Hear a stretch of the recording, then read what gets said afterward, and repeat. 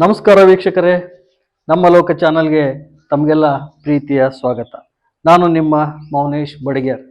ಸ್ನೇಹಿತರೆ, ಗದಗ ಜಿಲ್ಲೆ ಸಾಕಷ್ಟು ಪ್ರವಾಸಿ ತಾಣಗಳನ್ನು ಹೊಂದಿರುವಂತಹ ಒಂದು ಪ್ರವಾಸಿ ಜಿಲ್ಲೆಯಾಗಿ ಮಾರ್ಪಟ್ಟಿದೆ.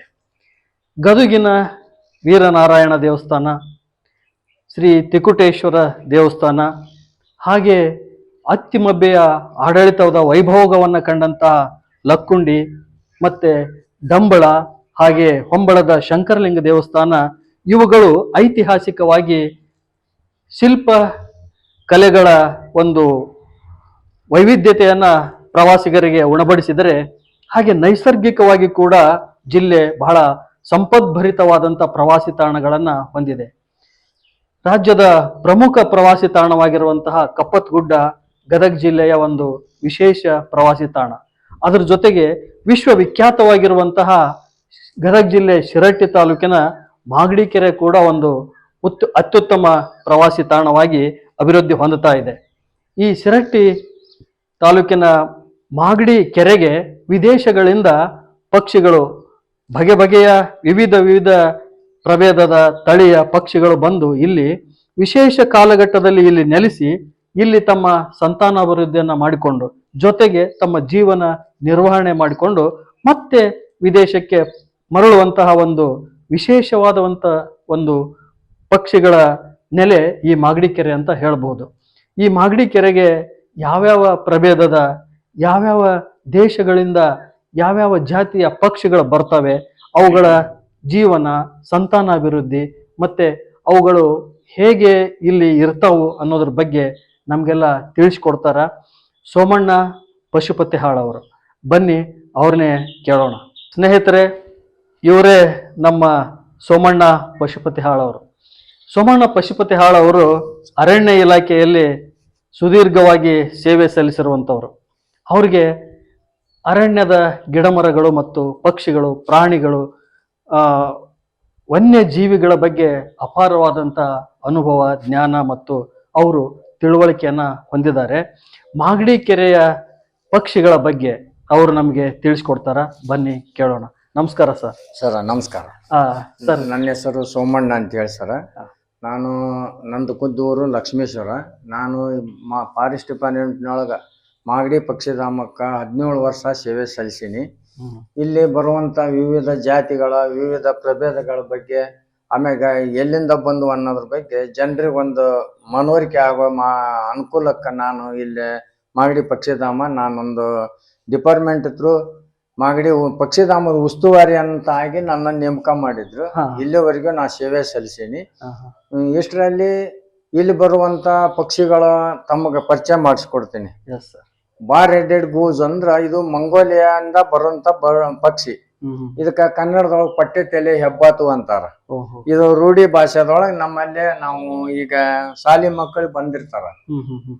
ಬಾರ್ ಹೆಡೆಡ್ ಗೂಸ್ ಅಂದ್ರ ಅವ್ರಿಗೆ ಏನ್ ಅರ್ಥ ಆಕತ್ತೋ ಇಲ್ಲ ಅನ್ನೋ ಒಂದು ಮೂಮೆಂಟ್ ಇಟ್ಕೊಂಡು, ನೋಡ್ರಪ್ಪ ಅದನ್ನ ತಲೆ ಮ್ಯಾಗ 2 ಪಟ್ಟೆ ಅದಾವು, ಅದಕ್ಕ ನಮ್ಮ ಕನ್ನಡದೊಳಗ ಪಟ್ಟೆ ತಲೆ ಹೆಬ್ಬಾತು ಅಂತ ಕರಿತೀವಿ.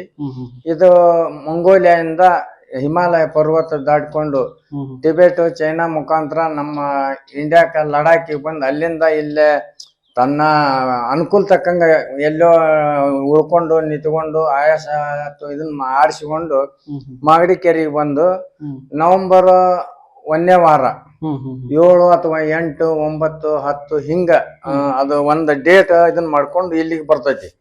ಅಂದ್ರೆ ಸರಿಯಾದ ಸಮಯಕ್ಕೆ ಸರಿಯಾದ ಸರಿ ಸರ. ಈಗ 4ರಿಂದ 5 ದಿನ ಹೆಚ್ಚು ಕಮ್ಮಿ ಆ ಡೇಟ್ ಅದು ಫಿಕ್ಸ್.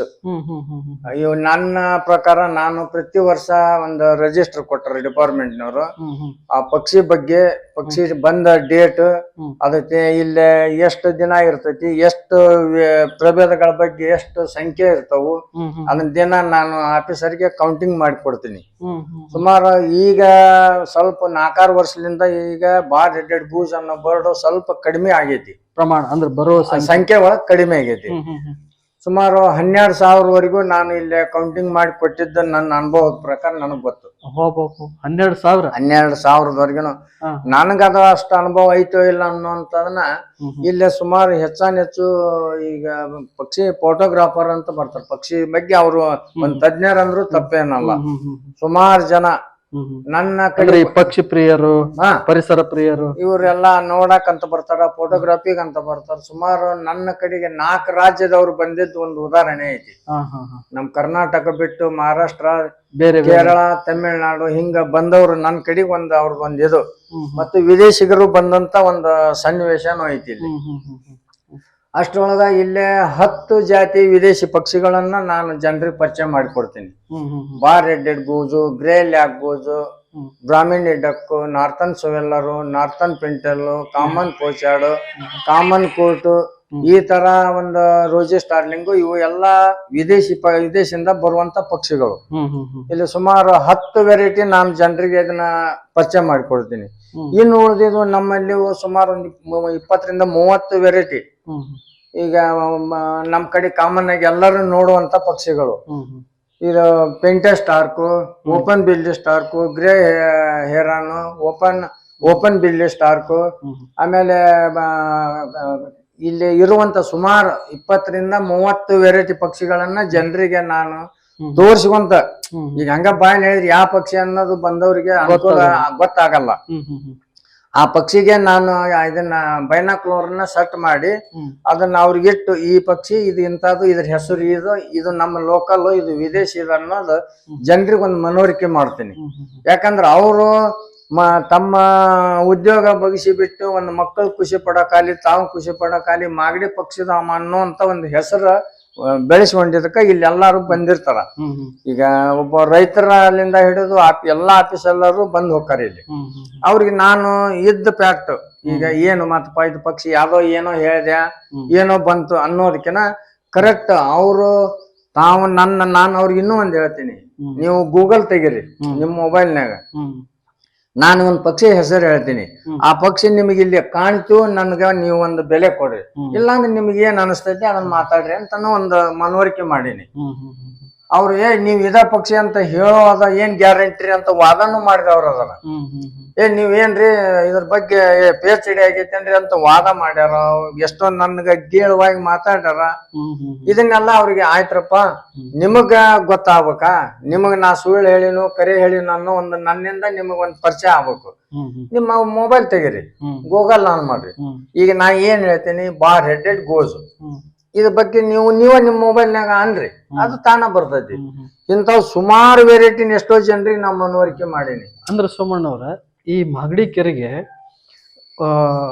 1-2 ಜಾತಿ ಪ್ರಭೇದದ ಪಕ್ಷಿಗಳಲ್ಲ, ಸುಮಾರು ಜಾತಿಯ ಪ್ರಭೇದದ ಪಕ್ಷಿಗಳ ಇಲ್ಲೇ ನಮ್ಮ ಪಕ್ಷಿ ತಜ್ಞರು. ಇನ್ನು ನನಗೆ ಅನುಭವ ಸಾಲದು, ನನ್ನ ವಯಸ್ಸಿಗೆ ತಕ್ಕಂದ್ರೆ ಇನ್ನೂ ಅನುಭವ ಇಲ್ಲೇ ಸುಮಾರು ಈ ಪಕ್ಷಿ ತಜ್ಞರು ಫೋಟೋಗ್ರಫಿ ಮಾಡಕ್ ಬಂದವರು 210 ವೆರೈಟಿ ಪಕ್ಷಿ ಕಂಡು ಹಿಡಿದಾರೆ.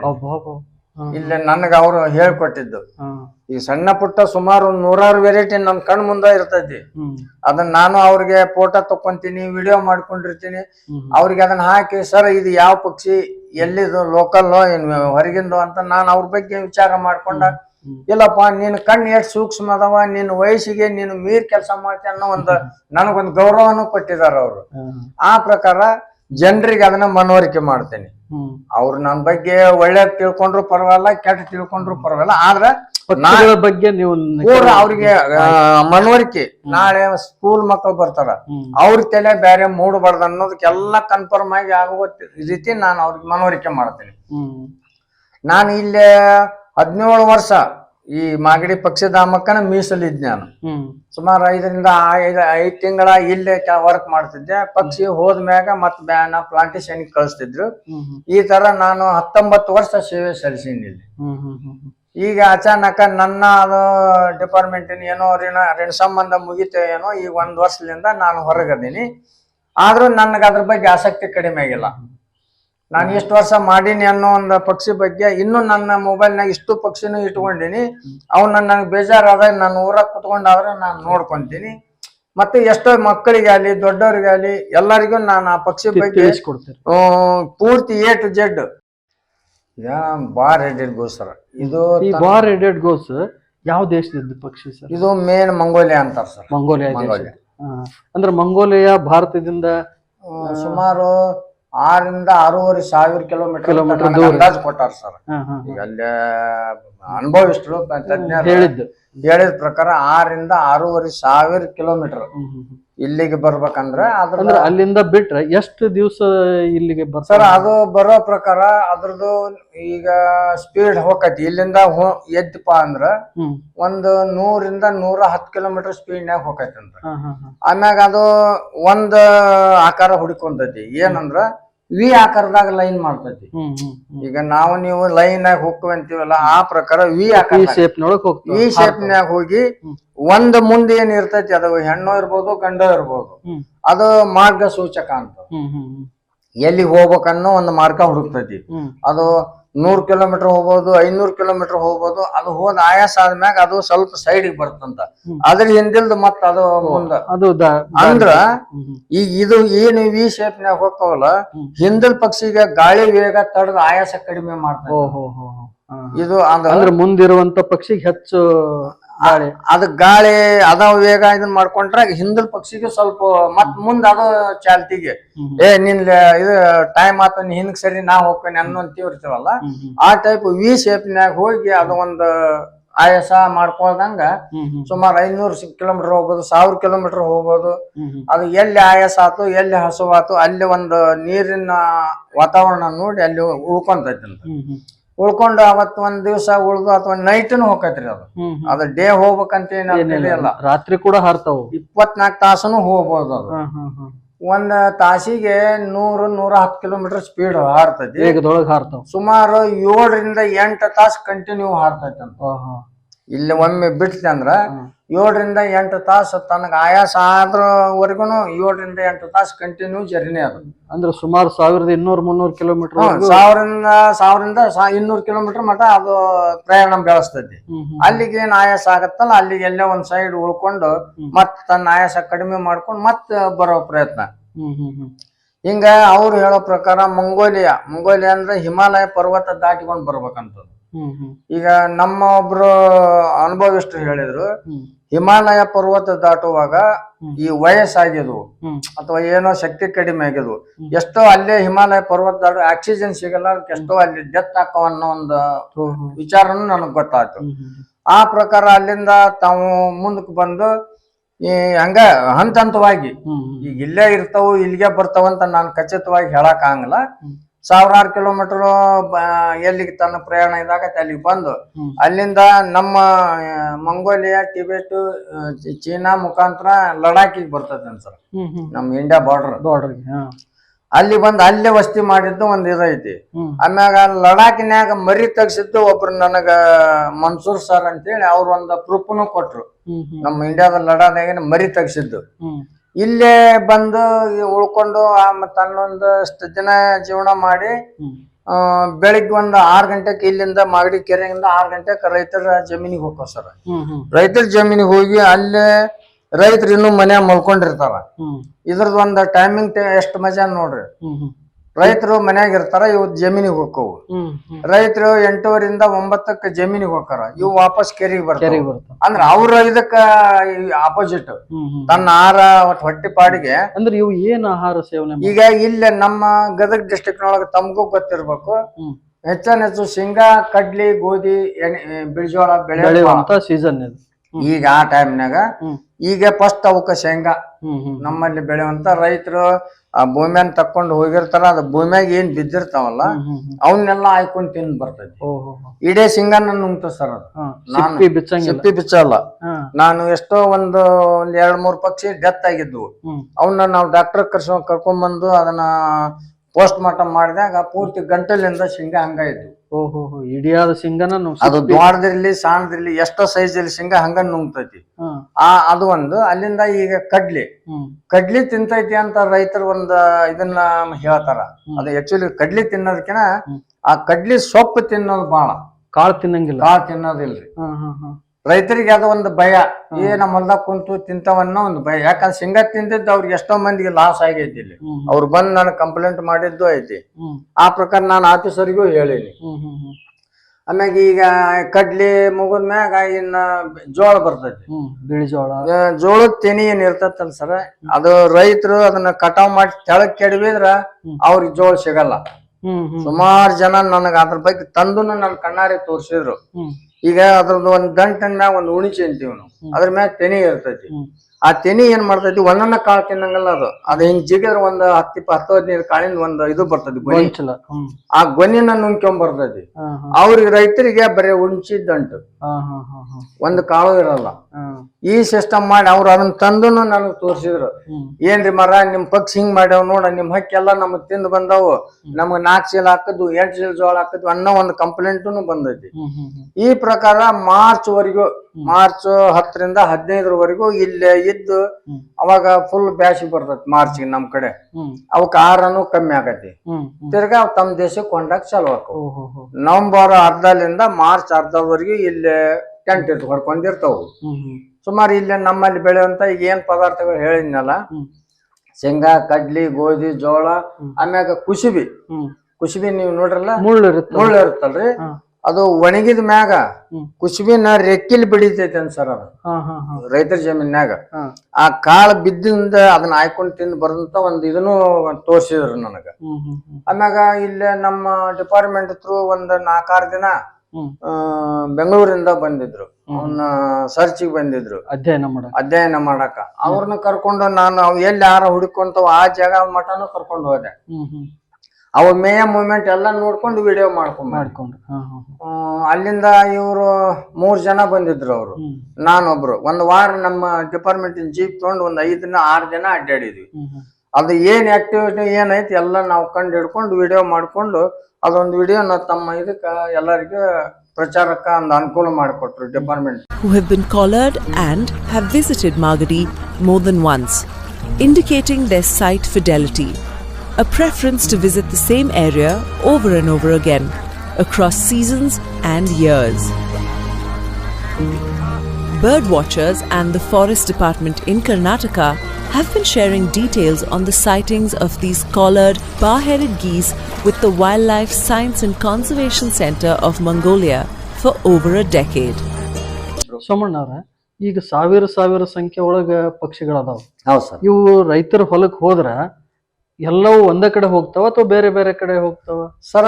ಈಗ ಒಂದು 100, 50, 20, 30 ಹಿಂಗ ಒಂದ್ ಹಂತವಾಗಿ ಹೋಗ್ತಾವ ಇಲ್ಲಿಂದ. ಅವು ಈಗ ಯಾವ್ದೋ ಒಂದ್ 10, 20, 50 ಗ್ರೂಪ್ ಯಾವ್ದು ಒಂದ್ ಹೊಲ್ದಾಗ ಹೋಗಿ ಇಳ್ಕೊಂತೈತಿ. ಇವ್ ಹಿಂದ್ ಹೋಗಿದ್ವಿ ಎಲ್ಲವೂ ಅಲ್ಲೇ ಹೋಗ್ಕೊಂತಾವ. ಅಕಸ್ಮಾತ್ ಒಂದ್ ಇವ್ ಈ ಕಡೆ ಹೋದ್ವಂದ್ರ ಒಂದಿಷ್ಟು ಈ ಸೈಡ್ ಹೋಗಿರ್ತಾವ. ಇವು ಒಂದಿಷ್ಟು ಆ ಸೈಡ್, ಇವ್ ಒಂದಿಷ್ಟು ಈ ಸೈಡ್, ಒಂದೇ ಸೈಡ್ ಅಂತೂ ಹೋಗೋದಿಲ್ಲ. ಈಗ ನನ್ನ ಅನುಭವ ಪ್ರಕಾರ ಈ ನಮ್ ಕೆರಿ ಕೆಳಗನ ಒಂದ್ ಹೊಲ ಸಂಜೆ ಮುಂದ 4-5 ಆಗಿತ್ತು. ನಾವ್ ಮ್ಯಾಗ ಇದ್ವಿ. ಅವ್ ಸ್ವಲ್ಪ ಮೋಡಾಗಿ ದೌಡ ಹೋಗ್ಬಿಟ್ಟು ಆರ ಹುಡ್ಕೊಂಡು ಹೊತ್ತು ಮುಣಿಗಿತ ಅಂತ ಏನ್ ಅವ್ ಕಾಣಿಸ್ತೇವ ಏನೋ, ಪೂರ ಮಬ್ಬಾಗಿತ್ತು. ನೋಡಿದ್ರೆ ಒಂದ್ 4 ಎಕರೆ ಹೊಲ ಫುಲ್ ಆಗಿತ್ತು ನೋಡ್ ಸರ್. ಅಷ್ಟು ಪಕ್ಷಿ ಎಲ್ಲಿ ಒಂದ್ ಎಷ್ಟು ಜಾಗನೂ ಸಿಕ್ಕಿಲ್ಲ ಅವತ್ತ. ನಾವ್ ಇಲ್ಲಿಂದನ ಅಬ್ಸರ್ವ್ ಮಾಡಿದ್ವಿ. ಇಲ್ಲೇ ನಮ್ಮ ಕೆರೆ ದಂಡಿಗೆನ 4 ಎಕರೆ ಅಂತ ನಾನ್ ಕೇಳಿದೆ. ಅದು ಹೊಲ ಎಷ್ಟು ಇರ್ಬೋದಪ್ಪ ಅಂದೆ. ಇಲ್ಲೊಂದ 3-4 ಮಂದಿ ರೈತರಿದ್ರು ನನ್ ಜೊತೆಗೆ ಅವತ್ತ. ಸಾಹೇಬ ನಿನ್ ಪಕ್ಷಿ ನೋಡಲ್ಲಿ ಹೊಲನ ಸುಣ್ಣ ಚೆಲ್ಲಂಗ ಆಗೈತಿ ಅಂದ್ರು. ಪೂರ್ತಿ 4 ಎಕರೆ ಹೊಲ ಎಲ್ಲ ಪ್ಯಾಕ್ ಆಗಿತ್ತು ನೋಡ್ರಿ. ಅಷ್ಟು ಪಕ್ಷಿ ಒಂದ ಸೈಡ ಕುಂತಿದ್ವು. ಹಂಗ ಹಂತವಾಗಿ ಹೊಕ್ಕವ್ ಸರ್. ಒಂದ ಸೈಡ ಹೊಕ್ಕವ್ ಅನ್ನಕ್ ಬರಂಗಿಲ್ಲ. ಒಂದಿಷ್ಟು ಈ ಭಾಗಕ್ಕ, ಒಂದಿಷ್ಟು ಈ ಭಾಗ, ಒಂದಿಷ್ಟು ಹಿಂಗ ಹೊಕ್ಕವು. ಆದ್ರ ಅವು ತಮ್ಮ ಆಹಾರ ಎಲ್ಲಿ ಅನುಕೂಲ ಆಗತ್ತೆ. ಆದ್ರ ಮನುಷ್ಯರ ಸುಳು ಎಲ್ಲಿ ಕಾಣಬಾರದು. ಅವು ಈ ಜಮೀನ್ಯಾಗ ಒಬ್ಬ ರೈತ ತನ್ನ ಜಮೀನ್ಯಾಗ ಆದ್ರ ಅಲ್ಲಿ ಇಳಿಯಂಗಿಲ್ಲ. ಎಂತ ಆಹಾರ ಸಿಗತೈತಿ ಅಂದ್ರು ಅಲ್ಲಿ ಇಳಿಯಂಗಿಲ್ಲ. ಅದನ್ನ ಮತ್ತ ಮುಂದ್ ಹೋಗಿ ತನ್ನ ಆಹಾರ ಹುಡುಕೊಂತೈತಿ. ಹಿಂಗೊಂದ್ ಅದ್ರದ ಆಕ್ಟಿವಿಟಿ ಇಲ್ಲೇ ಮಾಡ್ಕೊಂಡು 4 ತಿಂಗಳು ಇಲ್ಲೇ ಜೀವನ ಮಾಡ್ಕೊಂಡು ತನ್ನ ದೇಶಕ್ಕೆ ಹೋಗೋದು ಒಂದು ನನಗ ಅನುಭವ.